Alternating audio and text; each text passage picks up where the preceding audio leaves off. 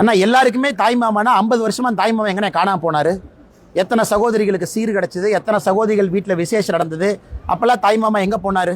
இல்லை இதே தாய்மாமா நடித்த படத்துக்கெல்லாம் இலவசமாக டிக்கெட் கொடுக்குறாரு, காசு வாங்கிட்டு தான் டிக்கெட் கொடுக்குறாரு. அதனால் தாய்மாமாங்கிற வார்த்தையெல்லாம் ரொம்ப யோசித்து பயன்படுத்த வேண்டிய வார்த்தைங்கன்னா, இன்னைக்கு ஒரு வருஷம் கழிச்சு விஜய் அவர்களுடைய பேச்சு நேற்று எப்படி இருந்துச்சு? இன்னைக்கு சொல்கிறாரு ஸ்டாலின் மாமாங்கிறாரு. அது ஒரு முதலமைச்சர் இருக்கிறாங்க. எனக்கு முதலமைச்சர் மேலே 1008 கருத்து வேறுபாடுகள் இருக்குது, சரிங்களா? நீங்கள் மேடையில் பேசும் பொழுது முதலமைச்சரை மாமா அப்படிங்கிறீங்க. இது சினிமாவில் கேட்கறதுக்கு நல்லா இருக்குங்கண்ணே. 2 பேர் விசில் அடிப்பாங்க, 2 பேர் கை தட்டுவாங்க.